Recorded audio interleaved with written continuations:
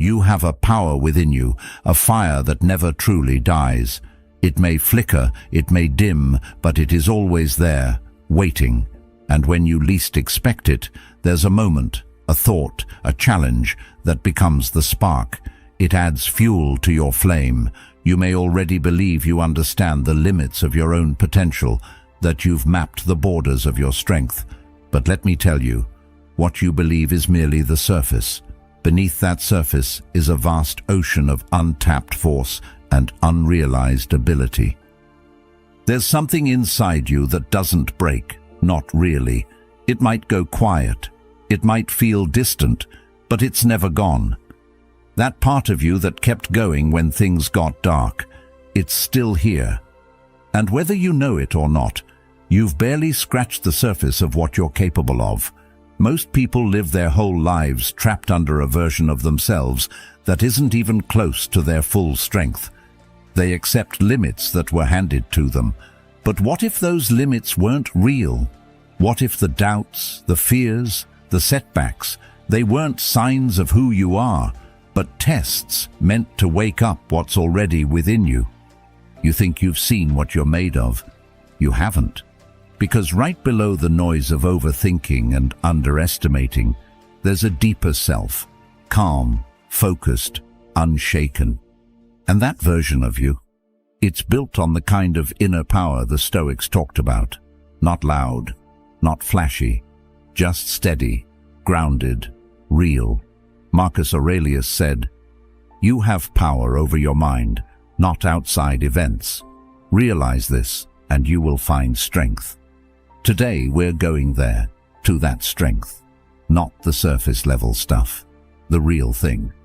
And if any part of you feels like you're ready to stop doubting and start becoming, then stay with me. This video might be the spark that lights everything up again. One simple, free favor I'll ask. If this resonates, if you feel like this is the kind of space you want to grow in, hit that subscribe button. It helps more than you know. Let's get into it. Why do you think you doubt yourself? Not because you're incapable, not because you're broken, but because somewhere along the way, you forgot just how much you've already been through and how much you've quietly conquered. Doubt doesn't come from weakness. It comes from disconnection, from losing touch with the part of you that's been showing up day after day, without applause, without permission, without validation.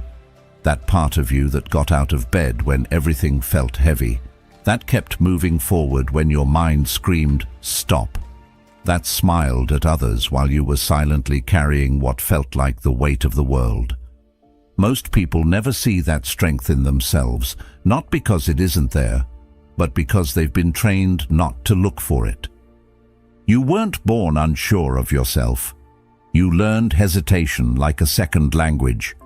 It crept in slowly, through the subtle warnings to tone it down, to stay safe, to not get your hopes up. Maybe it started at school, or home, or in the way you watched others get punished for standing out. It's not your fault. But now, it's your responsibility to unlearn it.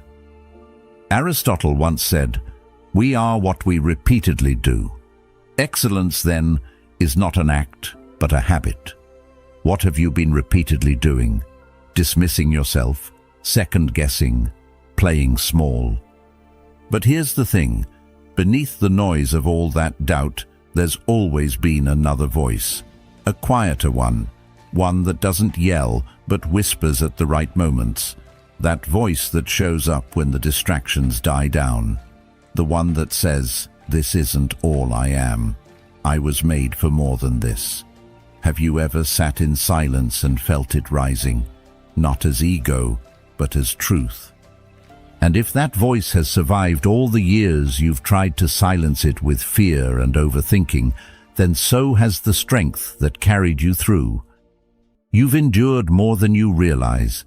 Moments where quitting would have been easier, nights you carried a storm inside and still showed up the next morning like the sky was clear. That's not weakness. That's resilience. That's grit. That's proof. Carl Jung wrote, I am not what happened to me. I am what I choose to become. You've been choosing, even in silence, and those choices are shaping you. The problem isn't your lack of confidence.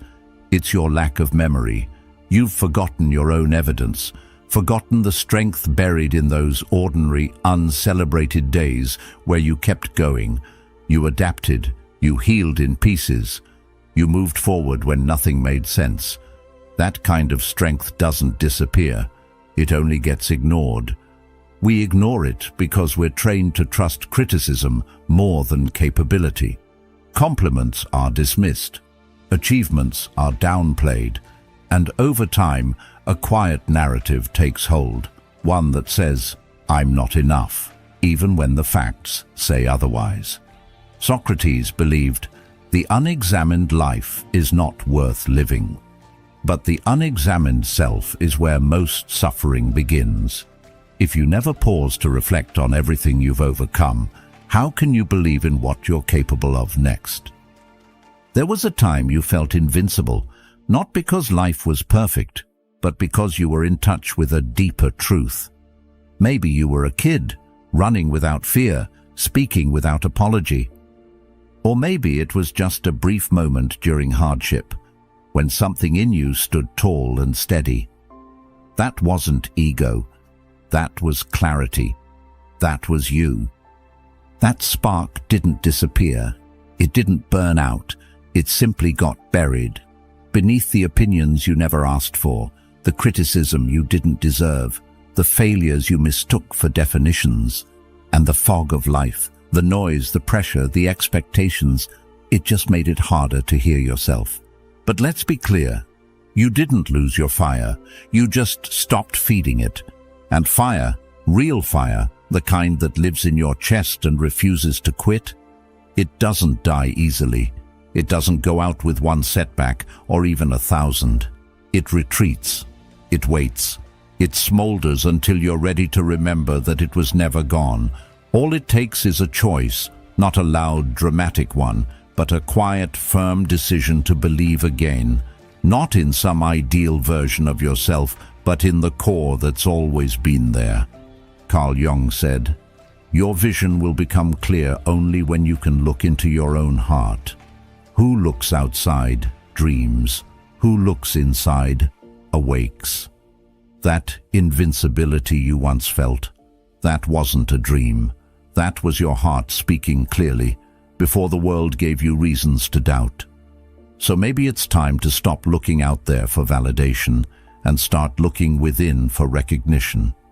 You are not starting over. You are returning. You are not broken. You are buried under stories that were never yours to carry. Let them go. Reclaim that voice, the one that doesn't need to be loud to be certain, the one that whispers, "I am not done. I am just remembering." The loudest person in the room is rarely the strongest. Volume doesn't equal power. It often covers insecurity. The real kind of strength? It moves without announcement. It doesn't beg to be seen because it's too busy building. True confidence isn't loud. It's quiet, steady, and unmoved by who's watching. It's not the one making a scene. It's the one making progress. You've been conditioned to think that if no one notices, it doesn't count. That if you don't post about it, it didn't happen. But that's not growth. That's performance. Confidence isn't about proving something. It's about knowing something. And when you know, you don't need the world to clap. You just need to keep showing up. Day after day, when the spotlight isn't there, when no one's cheering, when it's just you and the work, that's where real power takes shape. Plato said, "The measure of a man is what he does with power," but I'd add, especially when no one's watching, because the world will always notice eventually. But the version of you who needs to notice first is you. So if you're building something and nobody sees it yet, good. Let them miss it. Let them overlook you. Let your silence confuse them. Let your discipline disturb them. One day they'll ask how you got there, but by then your answer will already be written in the results. How many times have you told yourself, "I'll try when I'm ready"? Maybe you didn't say it out loud, but you've thought it, that you need to feel more confident, more experienced, more prepared before you take that leap. But readiness, it's not something you wait for. It doesn't show up like a guest who rings the doorbell and announces itself. Readiness is something you build, not through thinking, but through doing. You don't become ready and then act. You act, and through that action, you become ready. Every person you admire, every story that inspired you, none of them began with certainty. They began with hesitation. They began in fear. They just didn't let that fear stop them. They moved anyway, and in that movement they became. As Aristotle said, we learn by doing, not by waiting, not by doubting, but by engaging with the very thing that terrifies us. Fear has a clever disguise. It often wears the face of logic. It tells you to be practical, to wait for a better time, to gather more data, get more approval, feel more prepared. But what if all of that is just fear speaking with a polished accent? What if that hesitation isn't protecting you, it's paralyzing you? Because your future self, the one that's more grounded, more capable, more fulfilled, isn't waiting for the perfect moment. It's calling you forward now, right from the place where you feel most unsure. So if you're scared, good. That means you're alive. That means you're close to something important. Discomfort is not a red flag, it's a signal. It means you're on the edge of growth, standing at the boundary between who you are and who you're about to become. And you don't wait to become worthy of that transformation. You act your way into it. Worthiness isn't something that gets handed to you. It's earned in the trenches of uncertainty, in the choices you make when nothing feels guaranteed. You don't find your confidence and then show up. You show up scared and unready. And through showing up again and again, you become confident. Every time you say, "I can't," your nervous system listens. It doesn't argue. It doesn't fact-check. It accepts the command and begins wiring itself around that limitation. Your body tenses. Your breath shortens. Your mind begins shrinking its expectations. And if you repeat it often enough, it doesn't just become a belief. It becomes a blueprint. One your actions start to follow without question. That's the tricky thing about doubt. It doesn't shout. It whispers, quietly, casually. Maybe I'm just not built for this. I've never been good at that. It's probably too late for me. It sounds like you. It feels like logic. But it's fear. Fear in disguise, slipping past your guard by pretending it's being rational. But what if you started treating your thoughts like suggestions instead of truth? What if you questioned them, not with panic, but with curiosity? Carl Jung once wrote, "Until you make the unconscious conscious, it will direct your life and you will call it fate." Most of us are being led by thoughts we never chose, never examined, and never challenged. They were passed down by teachers, parents, culture, voices that became our internal narration before we even knew we were allowed to question them. So the next time you hear that inner voice say, "You're not enough," stop. Don't absorb it. Ask, whose voice is that really? Is it a tired version of yourself speaking from a place of exhaustion? Is it someone else's projection from years ago that still lingers in your system? Because once you identify the source, you weaken its grip. You are not your thoughts. You are the one observing them. You are the thinker, not the thought. And that means you have power. Not to control every thought that comes, but to decide which ones stay, which ones you keep, which ones you build your life around. Your mind is a space, a sacred one. And just like your home, it collects clutter, self-doubt, fear, shame. They pile up when left unchecked. But you can clean it. You can create mental order by being intentional, by replacing noise with clarity. assumptions with questions, judgment with understanding. Your power begins the moment you stop being an echo and start being the editor, the author, the one who chooses the script, not just repeats the one that was handed down. You scroll, you stare, you see them, achieving, building, glowing with success in perfectly filtered moments. And without meaning to, you start shrinking, not physically, but emotionally, internally. You compare their victories to your doubts, their milestones to your mess, their highlight reel to your behind the scenes, and suddenly it feels like you're falling behind in a race you didn't even realize you were running. But here's the truth. Comparison is a thief. It doesn't just steal joy, it takes your focus, your gratitude, your momentum, and trades it for anxiety, envy, and a quiet sense of not enough. And the worst part?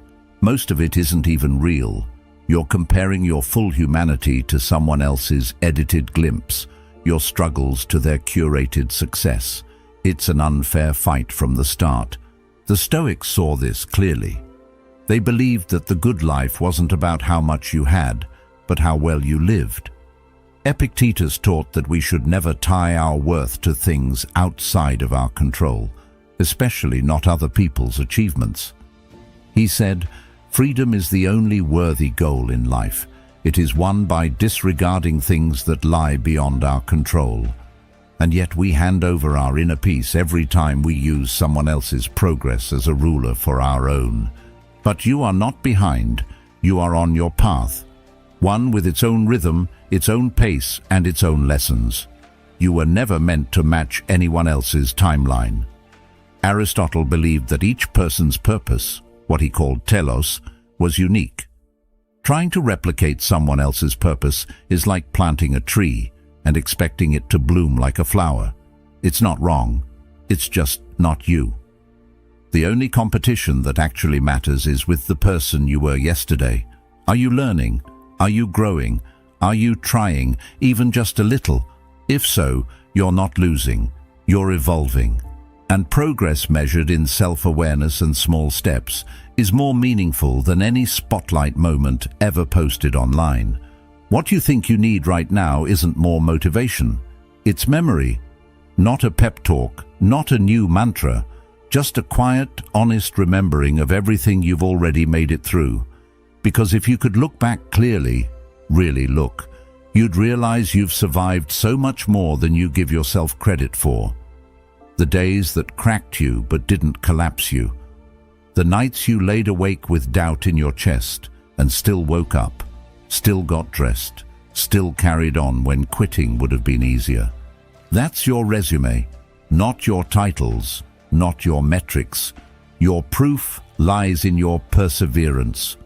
Resilience isn't some rare gift that only the strong are born with. It's a decision, repeated daily. It's the choice to keep going when things don't make sense, when everything in you says stop, and you respond quietly, not yet.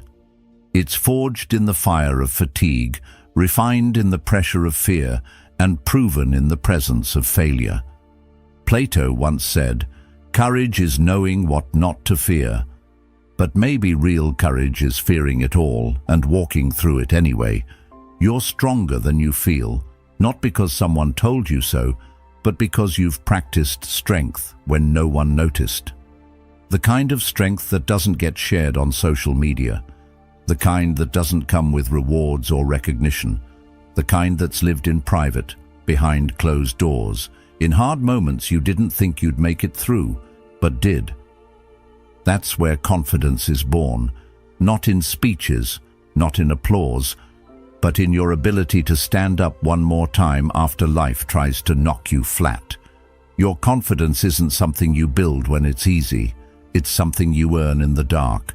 The mind is your battlefield, and your sanctuary. It can be the place where chaos multiplies or where clarity takes root. It's not just where your thoughts live, it's where your future is built. And more often than not, it's not the actual problems in your life that undo you. It's the interpretation of those problems. It's the way your mind tells the story. The spin, the fear, the assumption. That's where the spiral begins. Socrates said, "The unexamined life is not worth living." But what about the unexamined thought? That one sentence you repeat to yourself without even noticing. "I'm not ready. They're better than me. This always happens to me." These quiet phrases, left unchecked, become the script you act out day after day, not because they're true, but because they're familiar. But you can reclaim the gate. You can stop letting every thought walk in unchecked. You can become the gatekeeper of your mind, the one who decides what gets to stay, what gets questioned, and what gets rewritten. That begins in stillness, not silence necessarily, but awareness. Creating space between stimulus and response, between thought and belief. Start auditing your beliefs, not to judge them, but to understand them. Where did they come from? Who handed them to you?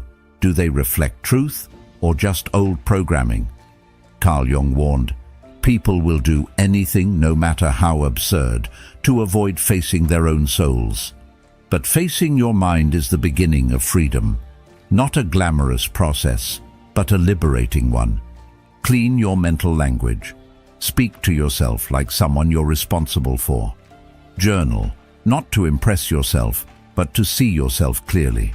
Stop writing what you hope is true and start writing what is, so you can move toward what can be. Don't just feed your mind with content. Train it with intention. Practice thinking, practice noticing, practice replacing. Because a trained mind doesn't panic at challenge, it pauses. It doesn't react to every opinion, it filters. It doesn't chase control, it seeks clarity. A trained mind won't save you from every problem, but it will protect you from the worst of all, the ones you invent.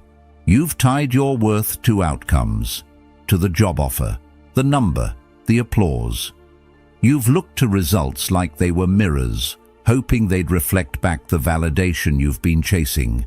And when they didn't, you started shrinking, assuming that if the result wasn't great, you must not be either. But the truth is, outcomes are liars.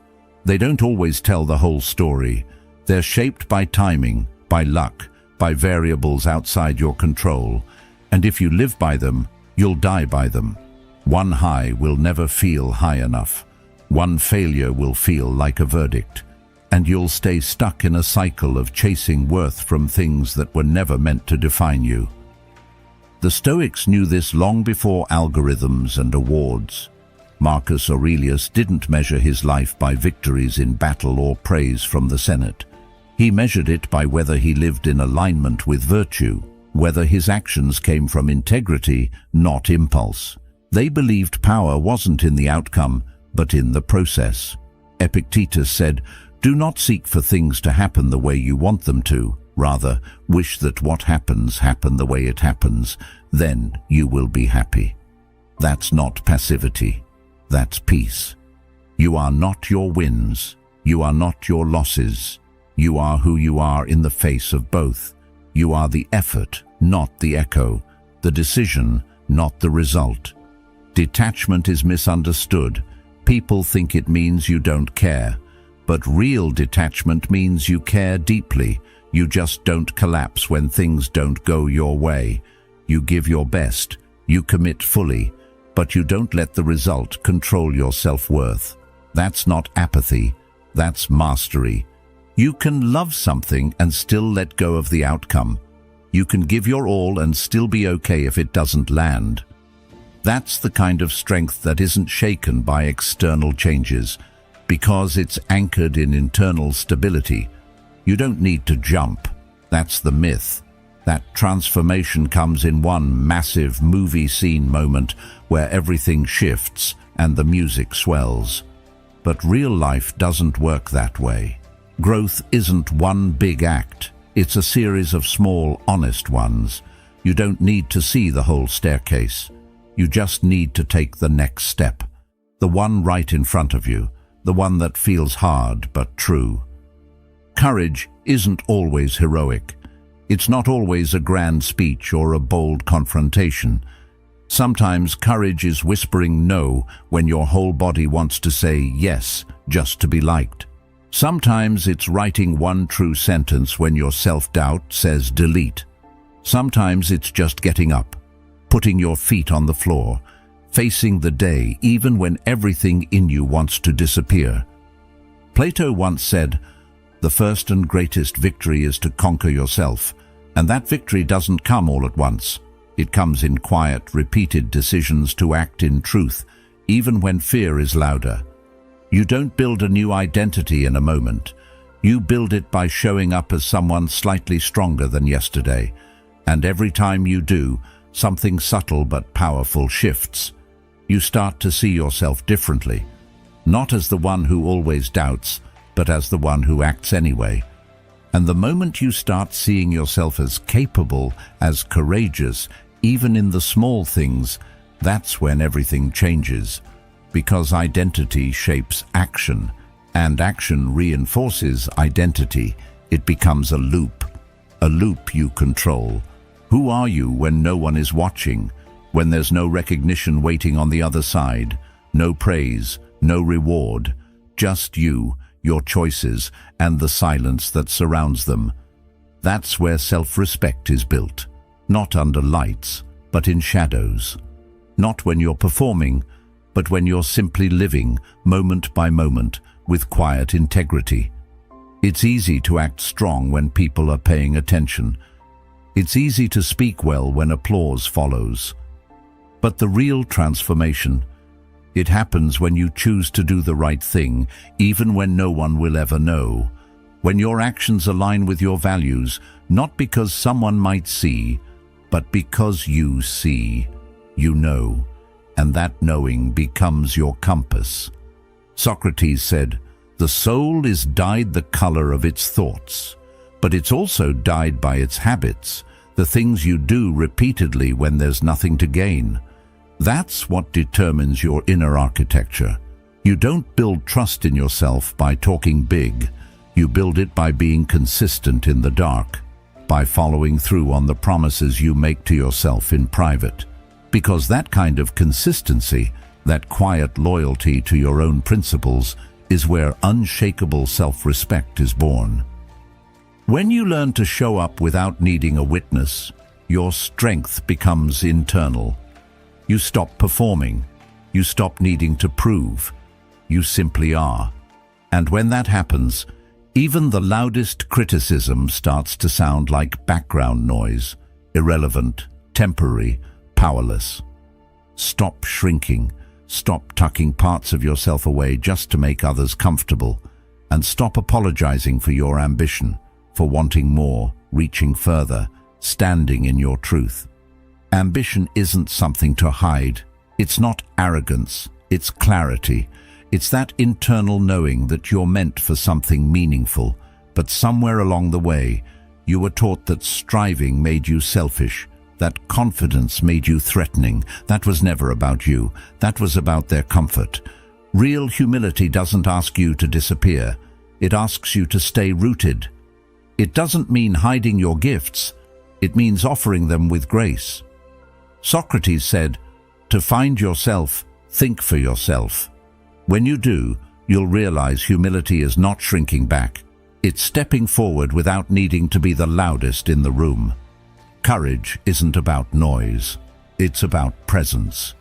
It's choosing to live in alignment with what matters most, even when it's unpopular, even when it's hard. You don't need to draw attention to yourself, but you do need to stop pretending your voice doesn't matter. You weren't made to fade into the background. You were made to contribute, to build, to speak, to model what integrity looks like in a noisy world. And that doesn't mean being aggressive or showy. It means being grounded. It means acting with intention, living with dignity, and standing up for your values with calm conviction. You don't need to be praised to be powerful. You don't need to be celebrated to be significant. Your worth isn't measured by applause. It's measured by how faithfully you show up, day after day, for the things and people that matter. Fear is not the enemy. It never was. What holds you back isn't fear itself. It's how tightly you grip it, how often you believe it without question, how silently you let it dictate your choices. Fear only becomes a problem when you let it steer the wheel without ever asking where it's taking you. It grows strongest in silence, in the places you avoid, in the stories you don't challenge. So challenge it, sit with it, talk to it. Ask yourself, what am I really afraid of? Not in a vague general sense, but specifically. Is it failure? Is it being misunderstood? Is it starting over and having to admit the last path wasn't right for you? Most of the time, what we fear isn't even life-threatening, it's ego-threatening. It's discomfort. It's uncertainty. It's being seen in a way we can't control. But that's exactly where growth lives. Carl Jung said, "Where your fear is, there is your task." Fear isn't a stop sign, it's a spotlight. It points you toward the places in your life that are still ruled by limitation instead of freedom. If something scares you and excites you at the same time, pay attention. That's the edge of your potential calling. And if you're not at that edge once in a while, if everything feels safe, familiar, easy, you're probably not growing. Growth doesn't happen in the absence of fear. It happens in your willingness to move forward despite it. So stop waiting to feel fearless. That day doesn't come. Instead, learn to walk with fear beside you, not behind it, not under it, but shoulder to shoulder. Let it be a signal, not a sentence. Let it teach you, not trap you. Discipline isn't punishment. It's not restriction. It's not about being hard on yourself or stripping joy from your life. It's the opposite. It's liberation. It's the quiet power of structure, the freedom that comes from knowing you can count on yourself when things get loud, messy, or uncertain. When everything around you feels out of control, discipline is the steady rhythm that keeps you anchored. Think about it.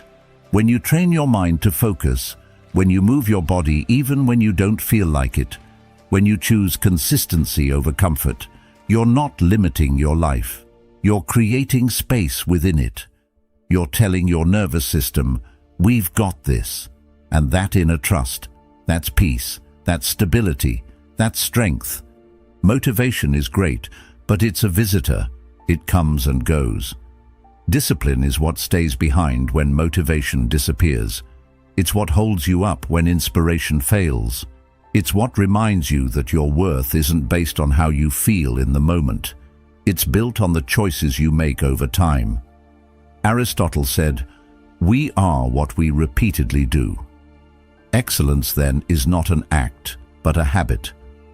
Make your routines sacred, not rigid, not perfect, but intentional. Let them be your anchor, your reminder. Because on the days when doubt creeps in, when everything feels foggy, when you forget who you are, those routines will speak for you. They'll say, "I know who I am because I show up for myself." And that, more than anything, is what discipline really is. A daily act of self-respect. You've waited too long to feel ready. You've been holding out for the right mood, the perfect timing, the green light from someone else that says, "Now you can begin." But readiness isn't a feeling that magically arrives. It's something you create by stepping forward, even when your legs are shaking. The truth is, you're already becoming. Not in some dramatic, visible way that everyone notices, but quietly, daily. In the moments where you chose integrity over ease, patience over reaction, effort over excuse. Through every decision you made that no one clapped for. The ones you didn't post about. The ones you weren't even sure mattered. Those are the ones shaping you. The person you admire, that version of you who moves with confidence, clarity, and inner steadiness, they're not some far-off fantasy. They're not waiting at the finish line. They're already within you, waiting to be uncovered. Carl Jung said, "The privilege of a lifetime is to become who you truly are." You don't need to become someone else. You need to stop running from who you already are when you're at your most honest. That version of you is close, so close, closer than you think. They're one aligned choice away, one moment of courage, one step in the direction you keep delaying. And when you stop underestimating that truth, when you finally realize that growth is already happening inside of you, everything shifts. Not because the world changes, but because you do. You stop waiting for permission. You start walking with purpose. You begin acting like the person you've always been capable of becoming. And once you do that, there's no going back. You are not behind. You are not broken. You are becoming every single day in ways the world may never see, but your future self will thank you for. Keep going. The quiet strength you're building now is going to speak louder than anything you've ever said. If this spoke to something real in you, there's another video on the screen right now that'll take you even deeper. Let it be your next step. Thank you for being here.